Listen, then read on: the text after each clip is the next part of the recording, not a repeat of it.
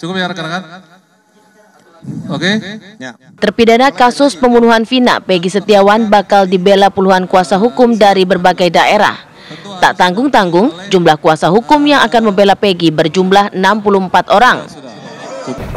Bahkan untuk proses pembelaan Peggy, kuasa hukum pada Rabu malam meminta salinan BAP meskipun saat itu belum diberikan oleh penyidik Polda Jabar. Perwakilan kuasa hukum Peggy Setiawan, Mukhtar Effendi, mengatakan selain itu juga kuasa hukum akan mengajukan penangguhan terhadap Peggy Setiawan. Peggy Setiawan alias Perong saat ini sudah ditetapkan menjadi tersangka dan dijadikan otak pelaku pembunuhan terhadap Vina dan Eki 2016 silam. Sudah ya.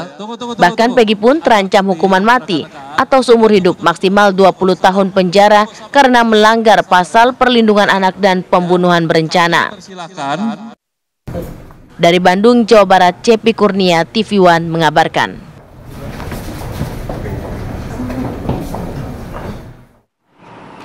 Langsung saja kita bahas tema dialog kami yang kedua mengenai ramai-ramai ada 64 pengacara yang akan siap membela Peggy Setiawan. Sudah hadir bersama kami di studio Mayor TNI Purnawirawan Marwan Iswandi selaku perwakilan 64 pengacara dari Peggy Setiawan. Selamat pagi Bang Marwan. Selamat pagi Bang Marwan. Sehat ya Bang ya? Pagi, Mbak. Oke. Kemudian juga sudah bergabung bersama kami melalui Zoom ada Komjen Purnawirawan Ito Sumardi, Kabar Reskrim Polri periode 2009 hingga 2011. Selamat pagi Pak Ito. Pagi Pak Ito, Assalamualaikum. Pagi Mbak Rati, selamat pagi Mbak Syara.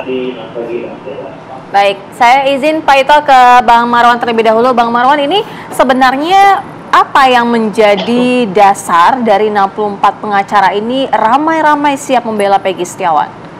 Baik, terima kasih Mbak ya. Sebenarnya ini kasus yang sangat unik Mbak ya.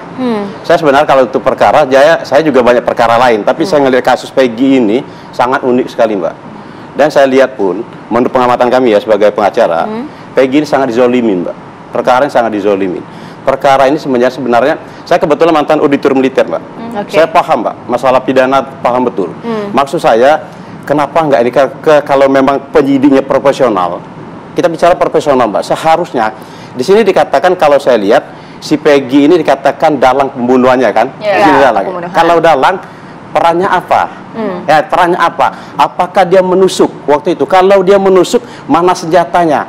Nah, senjatanya tersebut apakah penyidik sudah melihat belum ada sidik jarinya? Kan nggak ada. Apakah itu nantinya akan didalami nggak Mas ya di persidangan? Mungkin secara terang benderang akan diperlihatkan dan lain sebagainya? Oh enggak, kalau memang ini kenapa enggak? Kalau saya lihat Mbak dalam perkara ini saya lihat ini menurut saya Mbak sebagai penasihat hukum ini penyidik pun ragu dalam perkara ini. Tapi kan penetapan DPO hingga akhirnya terjadi penangkapan itu karena alat buktinya sudah cukup begitu Bang Marwan. Nah, setuju Mbak. Kalau Mbak katakan itu sudah bukti lengkap, kenapa 2 orang dianulir? 2 orang kan tidak diberikan ada. Itu satu Mbak. Yang kedua untuk kasus Peggy ini, menurut saya ini Mbak ya. Kita menurut saya sebagai orang hukum, sebab saya Mbak di dunia hukum ini dari dulu Mbak. Sebagai saya pernah menjadi auditor militer, pernah saya menjadi pengacaranya Mabes TNI Mbak. Kemarin terakhir saya membantu Paki Pelanjang itu saya.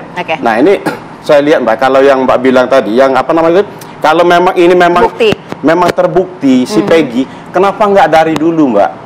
Dari kenapa 2016, baru sekarang? Nah, kenapa baru viral, baru berusaha untuk mencari ini Mbak? Ini menjadi kejanggalan Mbak. Bahkan jujur Mbak, saya setiap hari Mbak di HP saya ini masyarakat menghubungi saya Mbak.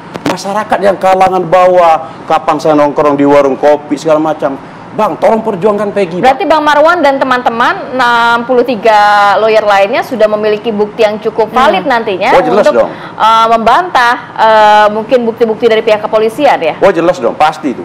Pasti. Berupa apa Bang? Yang banyak, nanti kita Mbak, ini kalau menurut saya kejanggalan sangat banyak sekali. Kalau saya dikatakan si Peggy ini kan ada katanya kan ada sperma. Nah sperma ini kemarin penyidiknya bagaimana? Udah dilakukan tes belum DNA-nya? Siapa? Mbak, kalau saya menjadi auditor dulu Mbak, kita harus dilihat semuanya Mbak. Mulai dari si Pina kemarin seharusnya Mbak, mulai dari awal kalau penyidik ini profesional, waktu ditemukan ada sperma, itu sperma dites DNA-nya. Dan jangan lupa alat kelaminnya si korban itu diperiksa juga. Ini kan tidak. Ini Mbak, saya janggal Mbak, janggal. Jangan sampai Mbak ya, masyarakat yang kalangan bawah mengatakan sama saya, mereka banyak curhat, kapan sama saya, Bang, Jangan-jangan nanti Bang ada kasus yang besar juga, kami yang nggak punya ini jadi korban juga Bang. Nah ini yang saya khawatir gini loh, penegakan hukum di Indonesia ini. Baik, kita langsung ke Pak Ito. Pak Ito, melihat apa yang menjadi respon bahwa ada 64 pengacara yang sudah siap membela Peggy Setiawan. Apakah menurut Pak Ito ini memang Peggy ini sebagai sosok yang seharusnya dibela begitu, bukan yang harus dihukum gitu? Karena menurut dari pengacara ini mereka melihat ada alibi-alibi tertentu, ada bukti-bukti bahwa Peggy ini tidak bersalah. Iya, menurut saya gini Mbak, kita kan harus lihat dari perspektif ya, yang tentunya di sini berbeda kan. Perspektifnya penyidik dengan pengacara pasti berbeda lah. Kalau berapa banyak pun pengacara itu yang akan membela, pada akhirnya adalah proses hukum juga yang akan menentukan seseorang itu bersalah atau tidak. Perlu diingat bahwa Peggy ini kan statusnya tersangka. Jadi di sini azas praduga tak bersalah itu masih harus dikedepankan ya. Kita hormati. Kemudian yang kedua, kan sudah ada penetapan DPO dan penyidik itu berani untuk mengambil satu keputusan bahwa Peggy itu adalah ditetapkan sebagai tersangka. Nah tentunya di sini adalah penyidik sudah memiliki 2 alat bukti yang cukup ya. Kemudian yang kedua, penyidik juga memiliki keyakinan bahwa Peggy itu tentunya memiliki keterkaitan ya dengan kasus awal. Jadi harus dibedakan Mbak, bahwa ini adalah babak baru dari kasus Vina ya, atau dikatakan jilid kedua. Nah di sini kan sekarang kita harus bisa membuktikan apakah betul penyidik ini bisa membuktikan keterlibatan Peggy dalam kasus yang sudah memiliki kekuatan hukum yang sah. Jadi saya kira kita di sini jangan berasumsi dulu. Jadi lebih baik kita mengikuti saja apa yang sedang dilakukan oleh penyidik. Kenapa? Kan Pak Beni dari Kompolnas mengatakan akan mengawal. Kemudian juga ada dari lembaga-lembaga lain ya yang terkait dengan hukum yang ikut mengawal, dan termasuk Bapak Presiden. Jadi tentunya kalau memang penetapan Peggy itu nanti keliru, maka di sini kita bisa melihat profesionalisme daripada Polri dalam hal ini penyidik ya di Polda Jabar itu tentunya menjadi sesuatu sesuatu hal yang harus mendapatkan sanksi kode etik ya. Tapi kalau misalnya memang betul ya kita ikuti saja. Tadi disampaikan kan, saya juga selalu berkoordinasi ya, apalagi saya kan mantan kabar eskrim. Saya bertanya kepada ahli forensik yang ditanyakan tadi oleh Pak yang tadi ya narasumber itu semuanya sudah dilakukan dan sudah divonis ya, divonis secara berjenjang dari pengadilan negeri, pengadilan tinggi sampai Mahkamah Agung, sampai bahkan ada gerasi. Nah kita bicara dengan yang kasus ini dulu deh. Kalau memang Peggy ini tidak bersalah, ya tentunya kan namanya saja kalau tersangka bisa bersalah, bisa tidak bersalah. Nah silakan nanti diuji di pengadilan, peradilan, ataukah nanti kalau memang harus terus ke pengadilan, nah di pengadilan itulah silakan. Karena setahu saya meskipun banyak pengacaranya, kan nggak mungkin semuanya ke pengadilannya, paling hanya beberapa orang.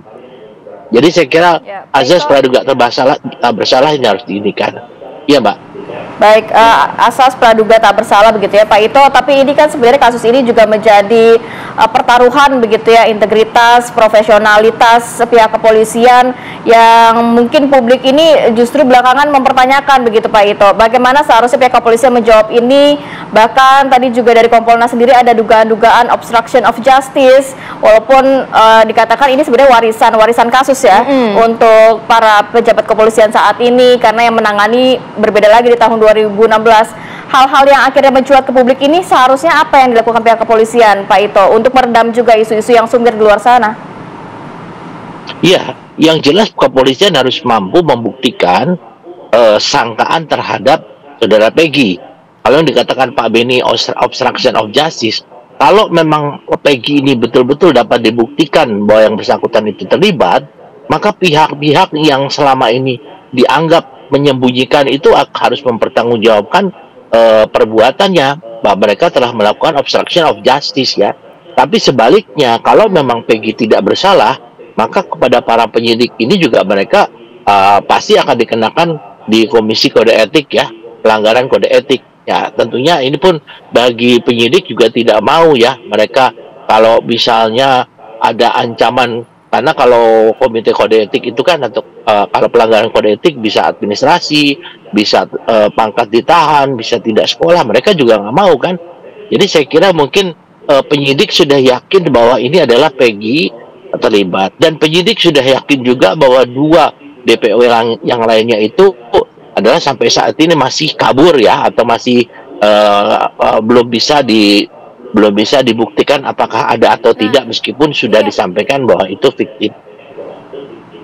Pak Ito, ini kan juga menjadi pertanyaan gitu dari pengacara Peggy Setiawan, dan juga publik juga menyoroti hal itu begitu Pak Ito, mengenai 2 DPO yang tadi sudah sebelumnya sempat disampaikan, kemudian akhirnya dianulir gitu. Bagaimana dengan statement ataupun pernyataan seperti itu Pak Ito, karena dikatakan bahwa ini tidak ada barang bukti sehingga DPO itu harus dihapus gitu? Ya gini Mbak, saya punya pengalaman ya Mbak ya, beberapa kali. Kalau di dalam kriminologi itu seorang yang berbuat kejahatan itu tidak mungkin akan mengakui kejahatannya. Biasanya dia melempar untuk bisa mengaburkan perbuatannya kepada mungkin ada orang lain, ataupun mungkin dia hanya merupakan rekan. Ini saya alami sendiri. Nah sekarang begini, kalau ini sudah disebutkan dalam amar keputusan hakim, maka kalau memang ini PDPO 2 ini adalah tidak ada, yang menyatakan DPO ini kan berdasarkan keterangan daripada saksi, maka dia juga harus mempertanggungjawabkan, bisa kena pasal 242, memberikan keterangan palsu di pengadilan. Tapi kalau memangnya DPO ini ternyata ada, maka tentunya ini di sini kita bisa melihat ada kelemahan daripada penyidik ya, terutama dalam menyampaikan pendapat bahwa DPO ini tidak ada. Jadi saya kira memang ini sekarang bergulir di publik, orang awam yang mungkin tidak mengetahui apa fakta sebenarnya. Yang paling tahu ini kan tentunya penyidik ya, dan penyidik juga harus wajib mempertanggungjawabkan apa yang mereka sampaikan. Tapi kan ada hal-hal Mbak Rati, Mbak Syara, bahwa di dalam proses penyidikan ini saat ini belum bisa disampaikan ke publik. Nah tentunya silahkan, kan di sini ada pengacaranya, kemudian juga ada opini publik. Tapi yang jelas penyidik tidak mungkin akan harus mengikuti opini publik, yang diikuti adalah berdasarkan fakta-fakta. Baik, Bang Marwan, jangan mengikuti opini publik, harus ada fakta-fakta dan juga bukti-bukti memperkuat memang kalau Peggy tidak bersalah. Kalau mendengar mungkin rangkaian informasi yang diberikan oleh Pak Ito, ini tanggapannya seperti apa? Kalau kami ya sebagai pengacara ya, kami orang hukum ya, kami nggak akan terpengaruh oleh opini publik kan. Yang jelas kami fakta hukum kok. Fakta hukum, makanya saya bilang tadi, Peggy ini keterlibatan Peggy di mana? Dikatakan dia dalang di mana? Kalau memang dia dalang, kapan dia rapat? Kapan? Apalagi tuduhannya pembunuhan berencana loh. Kalau berencana kan ada motivasi. Iya. Kapan? Di mana? Rapatnya di mana? Bahkan di saksi-saksi itu, bahkan kalau saya nggak salah, ya, Bang Hotman sendiri mengatakan saksi itu ada 5 orang mengatakan tidak mengenal Peggy. Iya. Hanya satu yang bilang mengenal. Hanya satu mengenal. Bahkan saya, kalau saya tidak salah dengar, saya pernah membaca di media itu, kalau nggak salah dari pihak Polda Jawa Barat sendiri mengatakan mereka berapa kali meminta keterangan dari para saksi untuk mengakui kenal kasusnya Peggy, kenal nggak Peggy. Mereka tidak ada, mereka menolak. Akhirnya kata Polda, ini Polda loh yang bicara. Polda mengatakan, akhirnya Polda mengetuk dari hati ke hati. Akhirnya ya, kalau hati ke hati kan berarti ada apa, baru mengaku. Menjadi pertanyaan saya Mbak, ini menjadi pertanyaan saya ya, saya sebagai orang hukum. Kok orang-orang udah ditahan kok pada takut sama Peggy? Logikanya di mana? Nggak mungkin, saya bilang. Nggak mungkin. Kalau makanya saya bilang ini, kalau memang alangkah baiknya, ini menurut saya alangkah baiknya dari pihak penyidik, dari Polda, dari Polri, ini perkara ini sudahlah kita SP3 kan, kita tutup, daripada terjadi lagi kasus seperti wartawan Bernas. Pernah ingat nggak kasus wartawan Bernas yang di Jogja itu? Nah, jangan sampai kita terjadi lagi. SP3 kan ditutup gitu? Ya kita tutup, kalau memang tidak ini kan, kenapa mesti harus malu? Akuin aja sudah, gak jadi masalah. Tapi begini, Bang Marwan, kalau misalnya dari Peggy sendiri juga sudah ditelusuri begitu, keterlibatan dia dengan geng motor, karena ada yang mengatakan bahwa Peggy dengan Eki ini berseteru karena mereka ini bukan satu geng motor begitu. Itu sudah didalami juga, sudah ditelusuri bagaimana keterlibatannya, bagaimana dengan adanya hubungan ataupun faktor eksternal ataupun internal di antara mereka begitu. Ya jelas kita nggak usah kita mengembang kepada yang lain. Kita kan fokus kepada Peggy, Mbak. Kasusnya Peggy ini kan dituduhkan adalah kasus dia dalang daripada Iya, pembunuhan. tapi yang berasal dari pembunuhan itu kan karena ada ini kan maksud saya dengan sini, Mbak, Eki, dalang daripada pembunuhan. Berarti kalau dalang dari pembunuhan, yang tersangka lain itu adalah anak buahnya Peggy. Tapi sekarang ini bahkan mereka tidak mengenal Peggy. Dari mana kan logika kita Berarti dari kuasa hukum melihat ada sosok-sosok lain yang sebenarnya mungkin itu pelakunya. Karena Anda mengatakan itu kan bukan Peggy, Peggy Setiawan yang saat ini diamankan pihak kepolisian. Peggy Setiawan sekarang ini, makanya Mbak saya bilang, alangkah baiknya saya sebagai penasihat hukum, kami dari penasihat hukum, tidak apa-apa kita dari penyidik, dari Polri, dari Polda ini, udah. Kalau memang jangan dipaksakan, Pak. Sebab masyarakat, saya bilang, beberapa kali saya ketemu sama masyarakat, mereka menyampaikan kepada saya, Bang, kami ini orang kecil, Bang. Jangan sampai nanti, Bang, ada kasus besar kami dijadikan kambing hitam juga. Tapi kalau SP3 kan di amar putusan memang ada 3 DPO, berarti memang ada depo lain, Bang. Kalau SP3 tadi ada katakan putus saja sampai di sini, selesai begitu kasusnya. Tapi kan memang di amar putusan memang ada DPO lainnya. Nah, sekarang menjadi pertanyaan saya juga terhadap dari kepolisian, ya kan? Di amar putusan 3 DPO. Iya. 2 lagi mana? Dua lagi mana? Ini amar putusan pengadilan. Seharusnya sebaiknya saya bilang bukannya dari kepolisian menganulir ini. Baiknya maksud saya teruskan aja DPO 3. Kalau memang ada DPO 3 kan gitu loh. Jangan sampai. Kita langsung tanyakan ke Pak Ito. Pak Ito, dari pengacara Peggy Setiawan ini meyakini bahwa kalau misal memang sudah sempat dikatakan ada 2 DPO, seharusnya jangan dikatakan fiktif, dilanjutkan saja begitu. Karena mereka meyakini bahwa ada bukti-bukti yang menunjukkan mereka miliki Peggy Setiawan ini tidak terlibat dalam pembunuhan Eki dan Vina. Pak Ito. Iya, baik Pak. Kita ini kan bicara hanya masalah Peggy ya, tidak bicara masalah 2 yang dianggap fiktif.